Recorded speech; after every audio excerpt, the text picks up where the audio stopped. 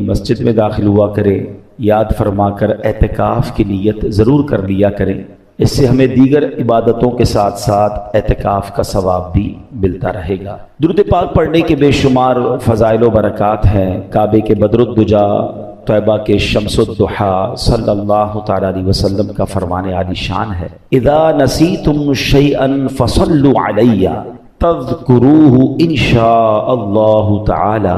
آقا فرماتے جب تم کوئی چیز بھول جاؤ تو مجھ پر درود پاک پڑھو، انشاءاللہ کریم وہ بات یاد آ جائے گی۔ کمال ہے درود پاک بھی، کتنی برکتیں ہیں، یعنی ایسا لگتا ہے کہ ہر پرابلم کا سولیوشن درود پاک میں۔ بعض اوقات ہوتا ہے ہمیں کوئی بات کرنی ہوتی ہے، اچانک بھول جاتے ہیں، یار پتہ نہیں کیا کہنا تھا، اچھا کوئی چیز رکھ کے بھول جاتے ہیں، نہیں مل رہی ہوتی، تو درود پاک کی برکت سے انشاءاللہ وہ بات بھی یاد آ جائے گی، وہ بھولی ہوئی چیز بھی انشاءاللہ مل جائے گی۔ ہمارے بیان میں ہم کوشش کرتے ہیں قرآن پاک کی کچھ آیتوں کی تلاوت ہو اور قرآن پاک ہی سے متعلق کچھ میسیجز ہم سمجھیں اور سیکھیں۔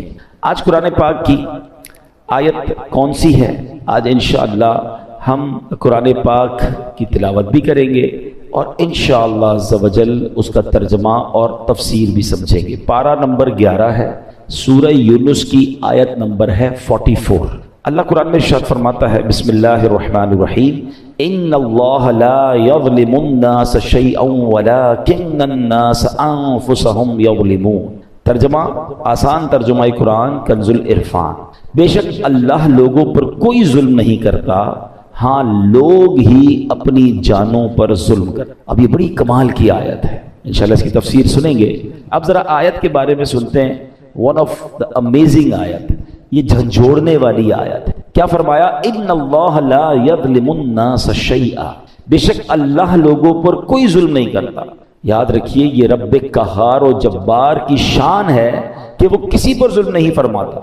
ویسے ایک مزے کی بات غور کی جائے تو اللہ کی طرف سے کسی پر ظلم ہو بھی نہیں سکتا۔ مثال کے طور پہ اگر کسی کے پاس کوئی گاڑی ہے، کوئی موٹر سائیکل یا گھر کا کوئی سامان ہے جس کا وہ خود مالک اور اس سامان کو وہ توڑ دے، وہ جلا دے، تو کیا اس نے ظلم کی؟ اس کی چیز تھی، وہ اس نے کر دیا، مالک بھی وہی تھا نا۔ تو سمجھانے کے لیے کہہ رہا ہوں، پوری دنیا کا خالق و مالک کون ہے؟ ذرہ ذرہ اللہ کا ہے نا، اس کی مرضی، وہ جس چیز کے ساتھ جو بھی کرے وہ بھی تو ظلم نہیں ہے نا۔ اس کا جب مالک ہی وہی ہے، اس کا خالق وہی ہے، اس کا یوں سمجھے سب کچھ اسی کا ہے، تو بھائی جس کا سب کچھ ہو اس کی مرضی، وہ جو چاہے کرے، وہ ظلم کہاں سے ہو گیا؟ مگر سبحان اللہ اس کی شان کریمی دیکھیں کہ اس نے سبحان اللہ اپنی ذات پر، اپنی رحمت پر یہ مقرر فرما لیا کہ کسی بھی شخص کو بے قصور سزا نہیں دی۔ لیکن ایک بات یاد رکھیے، حدیث پاک میں آتا ہے اگر اللہ پاک اولین و آخرین سب لوگوں کو جہنم میں ڈال دے تب بھی یہ ظلم نہیں ہے، وہ خالق ہے نا۔ لیکن اس نے اپنی رحمت کے ذمے پر کیا لیا کہ کسی بھی شخص کو بے قصور سزا نہیں دی جائے گی۔ اللہ قرآن میں فرماتا ہے ان اللہ لا یظلم الناس شیئا، بے شک اللہ لوگوں پر کوئی ظلم نہیں کرتا، یعنی اللہ پاک کسی بھی شخص کو بے قصور سزا نہیں دیتا، وہ تو انتہائی مہربان رحم والا، وہ ہمیشہ اپنے بندوں پر عطائیں ہی فرماتا۔ دیکھیں نا، رمضان آتا ہے، روزانہ افطار کے وقت 10 لاکھ گناہ گاروں کو جہنم سے آزاد فرماتا ہے۔ شب قدر آتی ہے، ایک رات 1000 مہینوں سے بہتر رات ہے۔ چاند رات عید کی آتی ہے جسے لیلۃ الجائزہ کہتے ہیں، فرمایا پورے رمضان میں جتنے بخشیں اللہ اس تمام کی تعداد کے مطابق ایک رات میں بخشش فرما دیتے۔ اس کا مطلب یہ بار بار کیوں ہو رہا ہے؟ جمعے کا دن آتا ہے، ہر جمعہ ایک نیکی 70 نیکیوں کے برابر ہو جاتی ہے۔ جمعے کے دن ہر گھڑی بخشش کے پروانے تقسیم کیے جاتے ہیں۔ وہ تو رحمان ہے، وہ تو رحیم ہے، وہ چاہتا ہے ہم بخشے جائیں۔ اب یہ بندہ ہے جو اس بخشش کے راستے کو چھوڑ کر، اس رحمت کے راستے کو چھوڑ کر خود اپنے اوپر مصیبت ڈال دیتا۔ وہ تو رحمان ہم پر رحمت فرمانا چاہتا ہے۔ اب سوال یہ پیدا ہوتا ہے کہ اگر اللہ پاک رحم ہی فرماتا ہے، کرم فرماتا ہے، تو پھر یہ دکھ، پریشانیاں، تکلیفیں جو آتی ہیں، پچھلی امتوں پر عذاب بھی آئے، پھر یہ سب کیسے؟ تو اگلا جز اس آیت کا کیا پڑھا ہم نے؟ وَلَٰكِنَّ النَّاسَ أَنفُسَهُمْ يَظْلِمُونَ، ہاں لوگ ہی اپنی جانوں پر ظلم کرتے ہیں۔ واٹ ایور جو ہم پر آتا ہے نا، وہ ایکچولی ہماری وجہ سے آتا ہے، ہم خود اپنے اوپر یہ آفتیں لا رہے ہوتے ہیں۔ اللہ اکبر، یہ بندوں کے اعمال کا بدلہ ہوا کرتا ہے۔ بندے کفر کرتے ہیں، شرک کرتے ہیں، اللہ کی نافرمانیاں کرتے ہیں، جو احکام دیے جاتے ہیں اس کا الٹ کرتے ہیں، تب انہیں اعمال کا بدلہ دیا جاتا ہے. یہ اپنے ہاتھوں کی کمائی ہے. کہتے ہیں جیسی کرنی ویسی بھرنی. کاش یہ بات ہمیں سمجھ آ جائے. اللہ پاک کے نبی ہیں حضرت موسیٰ علیہ السلام. اب ذرا سنیے گا یہ واقعہ. یہ جو ہم پر پرابلمز آ رہی ہوتی نا, وہ کہتے ہیں نا انگریزی کا ایک بڑا کمال کا جملہ ہے, what goes around comes around. آپ جو کر رہے ہوتے ہیں نا اس کا بدلہ آ رہا ہوتا ہے. اچھا کر رہے ہوتے ہیں, کہیں نہ کہیں سے آپ کے ساتھ اچھا ہو رہا ہوتا ہے. بندہ کہتا ہے کمال ہے یار, یہ میرا کام کیسے اچھا ہو گیا, یہ مجھے یار کہتے ہیں کیسے فائدہ ہو گیا, یہ بندہ یوں مجھ پر مہربان کیسے ہو گیا. آپ کو نہیں پتا کچھ عرصہ پہلے آپ نے کسی غریب سے دعائیں لی تھی, آپ نے کوئی اچھا کام کیا تھا, کسی سے مسکرا کر ملے تھے, آپ نے اللہ کو راضی کرنے والا کوئی کام کیا تھا, وہ نیکی کا بدلہ آپ کو کسی اور صورت میں مل رہا ہے. اور یہ جو زیادتیاں, ظلم لوگوں پر کہتے ہیں نا بربریت کر کے لوگ چل رہے ہوتے, سمجھتے میرا کچھ نہیں بگڑتا. کبھی ان کو اس کی جو سزا ملتی ہے نا, کبھی وہ بچوں میں دیکھتے ہیں, کبھی بیماری میں دیکھتے ہیں, کبھی جناب ان کے ساتھ جب کچھ ہوتا ہے تو بندہ کہتا ہے میں نے کیا کیا. جناب جو پہلے کیا تھا نا, اس کی اب آپ کو سزا مل رہی ہے. اب سنیے, حضرت موسیٰ علیہ السلام نے اللہ سے عرض کی کہ اللہ میں تیرا عدل و انصاف دیکھنا چاہتا ہوں. فرمایا موسیٰ آپ دیکھ نہیں پائیں گے. ہے نا عجیب بات, عدل و انصاف نہیں دیکھ پائیں گے. یا اللہ میں بہت دکھا دے مولا, میں دیکھنا چاہتا ہوں, میں تیری قدرت کے نظارہ دیکھنا چاہتا ہوں.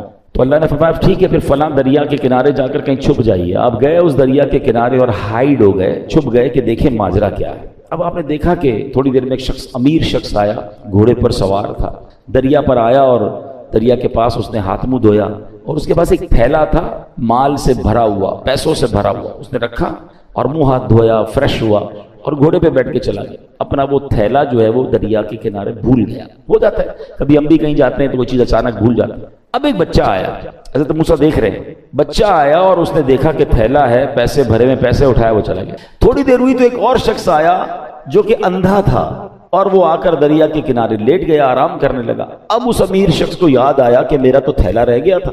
وہ ڈھونڈتے ڈھونڈتے دریا پر آیا تو دیکھا ایک شخص لیٹا ہوا ہے اور آنکھیں بھی نہیں ہیں, اندھا ہے. حضرت وہ شخص کہتا ہے بھائی تم نے میرا تھیلا دیکھا ہے؟ وہ کہتا ہے حضرت میں نے کہاں سے دیکھا, میں تو اندھا ہوں. کہتا ہے سچ بتاؤ, تمہارے علاوہ کوئی نظر نہیں آ رہا, میرے بہت سارے پیسے تھے, بتاؤ کدھر ہے ورنہ جان سے مار دوں گا. وہ منتیں کرتا رہا, ریکویسٹیں کرتا رہا, وہ شخص نہیں مانا. وہ امیر شخص, اس نے اس اندھے بندے کو قتل کر دیا. حضرت موسیٰ نے کہا یا اللہ, اس اندھے نے تو کچھ کیا ہی نہیں, یہ تو لیٹا ہوا تھا, یہ تو آرام کر رہا تھا, اس نے پیسے چوری بھی نہیں کیے, اس کو قتل کر دیا گیا. اللہ اکبر. اب اللہ پاک نے وحی بھیجی. دیکھو اللہ کے راز کیا ہوتا. فرمایا اے موسیٰ, یہی ہمارا انصاف. معاملہ اصل میں یوں ہے کہ وہ جو بچہ تھا نا, اس کا والد اسی امیر شخص کے گھر اس پاس مزدوری کرتا تھا, اور اس امیر شخص نے اس کی مزدوری دبائی ہوئی تھی, بہت عرصے سے اس کے پیسے نہیں دے رہا تھا.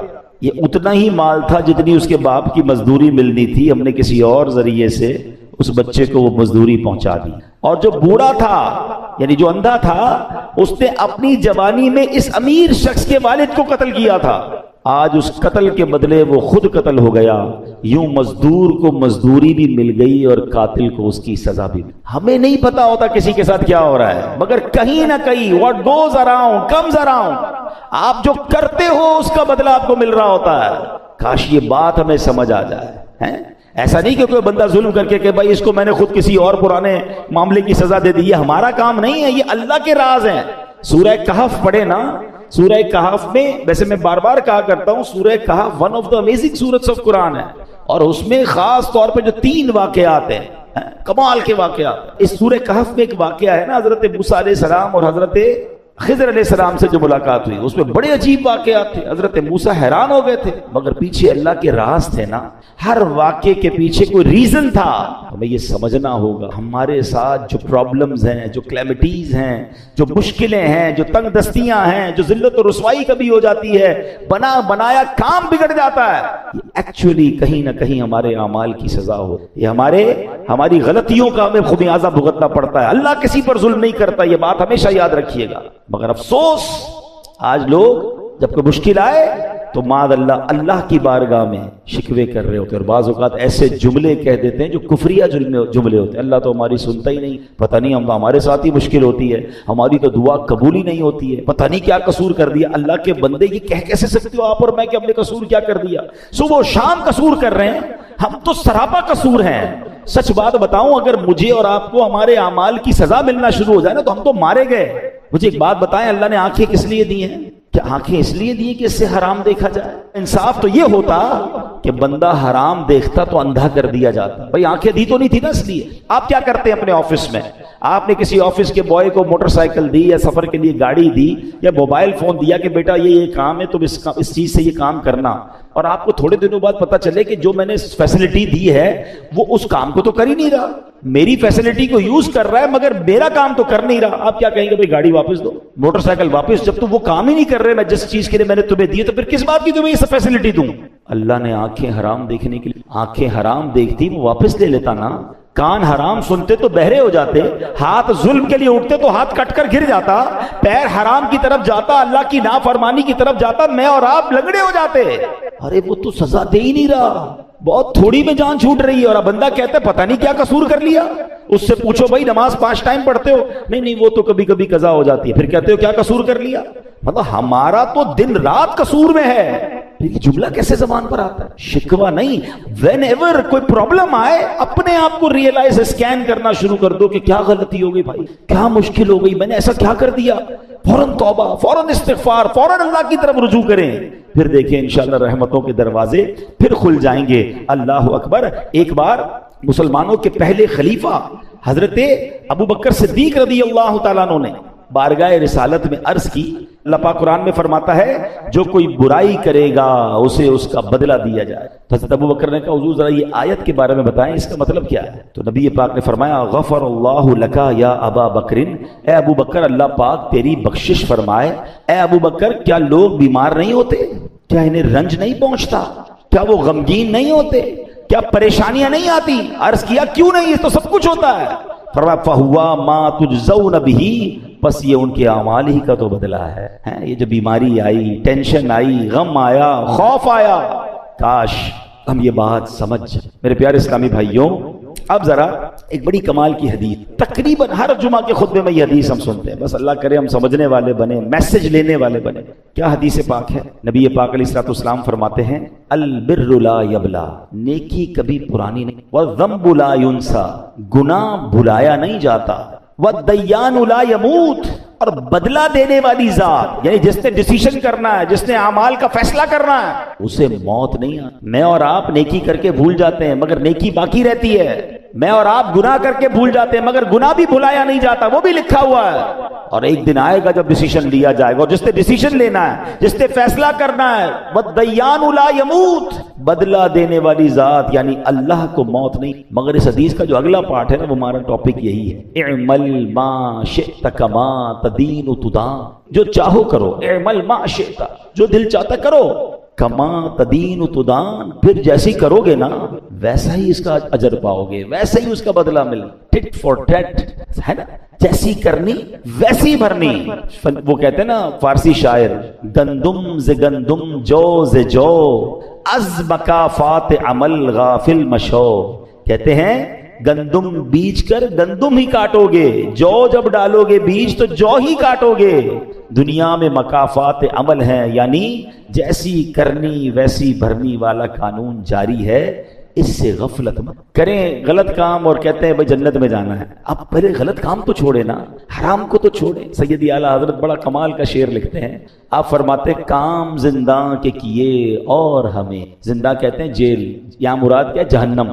کام کدھر کے کیے؟ جانے کے، جہنم میں جانے کے۔ کام زندہ کے کیے اور ہمیں شوق گلزار ہے کیا ہونا، شوق جنت میں جانے کا ہے، کام جہنم میں جانے والے کرنے۔ اب خود بتائیں ایسا کیسے ہوگا؟ ہمیں کام جنت والے کر کے پھر اللہ سے دعا کرنی، اللہ قبول کر لے تاکہ ہمیں بھی تیری جنت۔ تو اے میرے پیارے اسلامی بھائیوں، یاد رکھیے جیسا میں نے کہا نا، ہمیں پتہ نہیں ہوتا کسی کے ساتھ زیادتی، کسی کے ساتھ ایسا عمل جو ہمیں کس طرح آ کر ستاتا ہے، پھر کس طرح تکلیف آتی ہے۔ امام ذہبی رحمۃ اللہ تعالی علیہ لکھتے ہیں کسی بزرگ نے ایک شخص کو دیکھا، اس کا کاندھے سے بازو کٹا ہوا تھا اور وہ آواز لگا رہا تھا، جس نے مجھے دیکھا وہ ہرگز کسی پر ظلم۔ لوگوں نے پوچھا ایسا کیا ہوا تمہارا؟ وہ کیا کہتا ہے؟ کہتا ہے میرا معاملہ بڑا عجیب و غریب۔ کتابوں میں لکھا کہ وہ ٹیکس وصول کرنے والا یا جس طرح کوتوال ہوتا ہے افسر تھا۔ ایک بار مچھیرے کے پاس گیا، مچھلی کی دکان تھی، مچھیرے مچھلی بیچ رہے، دیکھا بڑی فریش مچھلی تھی، کہا مچھلی دکھاؤ ذرا۔ اس نے مچھلی دکھائی، صاحب 500 روپے۔ کہتا کبھی ہم نے بھی پیسے دیے ہیں؟ مچھلی لی اور چل پڑا۔ وہ چیختا رہ گیا بھائی جان میرے بچوں کی روزی ہے، میں تو اتنا ہی کماتا ہوں، مہربانی کرو۔ کہا جاؤ ادھر سے۔ کہتا ہے میں نے اس بیچارے کے ساتھ زیادتی کی اور چل پڑا۔ جیسے چل پڑا تو وہ مچھلی اتنی فریش تھی جو پھڑک رہی تھی، تو اس مچھلی نے میرے انگوٹھے پہ کاٹ لی۔ گھر آیا، بیوی کو کہا مچھلی بناؤ، آج بڑی شاندار فریش مچھلی لایا ہوں۔ بستر پر لیٹا تو انگوٹھے میں درد بڑا شدید، لال ہو گیا پورا انگوٹھا۔ گھر کے قریب ہی ایک ڈاکٹر جاننے والا تھا، گیا اس کے پاس، کہا بھائی دیکھو یہ انگوٹھے میں کیا ہوا؟ کہتا تمہارے انگوٹھے میں تو زہر پھیل گیا ہے، فوراً فیصلہ کرو، یا تو انگوٹھا ابھی ابھی کاٹ لو ورنہ پورے ہاتھ میں پھیل جائے گا۔ کہتا میں مرتا کیا نہ کرتا، روتے روتے انگوٹھا کٹوایا، پٹی بندھوائی۔ گھر آیا تو بیوی نے کہا مچھلی کا نہیں کھانی مجھے مچھلی، میرا انگوٹھا ہی کٹ گیا۔ تھوڑی دیر ہوئی تو پورا ہاتھ میں درد، پوری ہتھیلی لال، سوجنے لگ گئی۔ پھر گیا ڈاکٹر کے پاس، تم نے تو کہا تھا انگوٹھا کٹواؤ ہاتھ بچ جائے گا، یہ کیا ہوا؟ کہتا دیر ہو گئی، یہ پورے ہاتھ میں پھیل جائے گا، ہتھیلی کاٹو۔ کہتا میں نے ہتھیلی کٹوائی۔ تھوڑی دیر ہوئی، رات کو سویا تو پورے بازو میں درد، پورا بازو لال، تکلیف سے چیخے مارنے لگا۔ پھر گیا ڈاکٹر کے پاس، ڈاکٹر نے کہا اب تو پورا ہاتھ جو ہے وہ تمہارا سوج، جسم پورا کٹنا پڑے گا، اب جلدی فیصلہ کرو، ہاتھ کاٹو۔ اس کا ایک دوست بھی تھا، وہ دوست کہتا ہے یار یہ بتاؤ تمہارے ساتھ کوئی آج نیا معاملہ تو نہیں ہوا، کوئی یونیک بات، کوئی ہٹ کے کوئی کام کیا ہے تم نے؟ کہتے ہاں آج میں نے ایک مچھیرے کا حق دبایا، وہ غریب چیختا رہ گیا، میں اس کی مچھلی لے کر آ گیا۔ کہ جلدی چلو اس کے پاس، معافی مانگ لو ورنہ ایک ایک کر کے تیرا پورا جسم کٹ جائے گا۔ وہ دونوں دوست رات مچھیروں کی بستی میں گئے، پٹیاں بندھی ہوئی، تکلیف سے چیخ رہا ہے، اور مچھیرے کی بستی میں جا کر ایک ایک گھر پر، ایک ایک جھونپڑی پر ڈھونڈتے رہے کدھر ہے وہ مچھیرا۔ آخر وہ مچھیرا ملا۔ وہ کہتے ہیں نا غریب کا دل بھی بڑا ہوتا ہے، وہ جیسے اس کو دیکھا یہ کوتوال یا جو بھی افسر تھا اس کے قدموں میں گرا، کہا بھائی مجھے تمہاری ایک مچھلی لے کر گیا، آج تو پورا ہاتھ ہی میرا کٹ گیا۔ جب اس نے اس کا یہ حال دیکھا تو جب معاف کر دیا نا، تو اس افسر کا جو دوست تھا اس نے مچھیرے سے پوچھا کہ ایک بات تو بتا